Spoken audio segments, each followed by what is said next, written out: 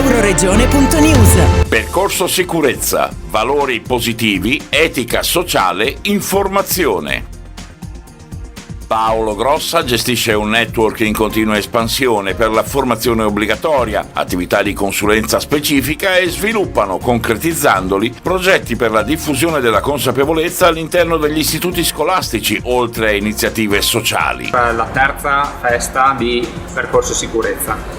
È una festa, è un momento di incontro con tutte le aziende che partecipano al nostro network, è un momento di convivialità prima di tutto, è un incontro fra persone, prima ancora che fra colleghi e fra aziende. Non vendiamo nulla se non un aspetto di conquista di fiducia, un altro momento in cui possiamo colloquiare fuori dagli ambienti di lavoro e interscambiarci pareri, opinioni e anche visioni rispetto ad altre aziende che partecipano, quindi è un matching vero e proprio tra aziende che avviene come al solito in una location dedicata particolare, proprio per far sentire a proprio agio tutti i partecipanti. La festa si sviluppa sostanzialmente su 3 momenti particolari, come ormai avviene da 3 anni, anche se abbiamo dovuto saltare l'anno 2021 per questioni Covid.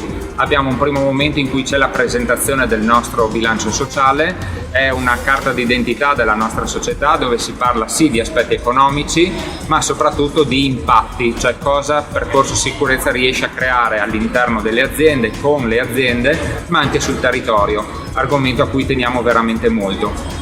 Secondo momento dedicato proprio a questi aspetti, quindi qual è l'impatto di Percorso Sicurezza sul territorio con le comunità locali, le società sportive che cerchiamo di aiutare al meglio e le istituzioni scolastiche per esempio.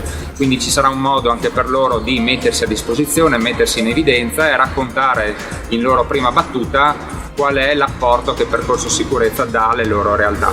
Terzo momento, il momento se vogliamo clou della serata, è la consegna dei premi R+.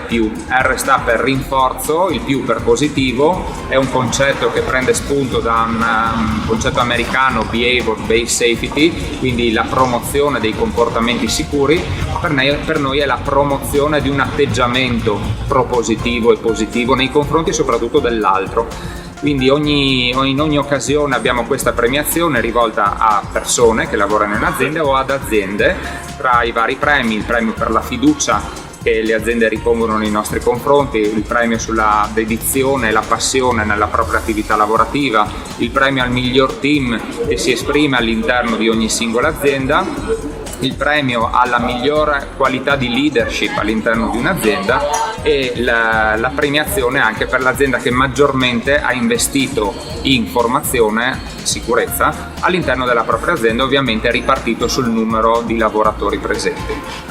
Quest'anno siamo davvero contenti di avere tra i partecipanti alla nostra festa e quindi di condividere questi momenti anche i referenti di Anima Impresa, che è una società nella quale siamo entrati quest'anno, quindi a gennaio 2022, con cui condividiamo tantissimi valori. Siamo, speriamo, portatori di valori, ma altrettanto li riceviamo da questa organizzazione e dalle altre aziende che partecipano a questo network, che ha come fondamento la condivisione di impatti sociali e di sostenibilità ambientale, ma non solo. Quindi siamo davvero contenti di averli presenti alla nostra serata. Tra le attività che abbiamo svolto nell'arco del 2022, in realtà 2021-2022, le cose che ci stanno particolarmente a cuore sono intanto l'attività e la campagna di Vicini al cuore delle aziende. Siamo riusciti a coinvolgere nella diffusione di defibrillatori 29 aziende e 2 istituti scolastici.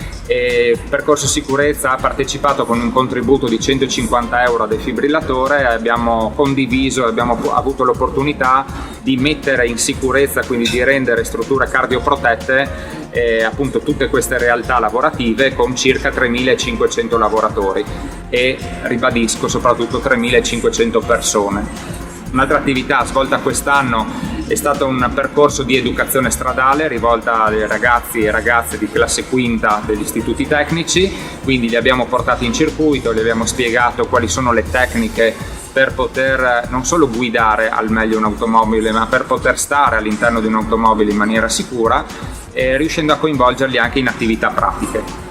L'ulteriore attività che faremo è un convegno nazionale, se vogliamo il primo convegno nazionale di questo tipo, sulla conoscenza, lo sviluppo e la conoscenza dei rischi delle batterie al litio, agli ioni di litio, una tecnologia che stiamo conoscendo ognuno di noi sempre di più, perché sono dei dispositivi che troviamo quotidianamente a disposizione. Pensiamo ai vari device, ma anche alla micromobilità, quindi monopattini, bici elettriche, per arrivare poi alle autovetture elettriche. E molto spesso non ne conosciamo le reali potenzialità e i reali rischi. Il 7 di ottobre avremo modo di confrontarci con i maggiori esperti in Italia su questa tecnologia e di sviluppare anche delle prove pratiche vere e proprie nel pomeriggio.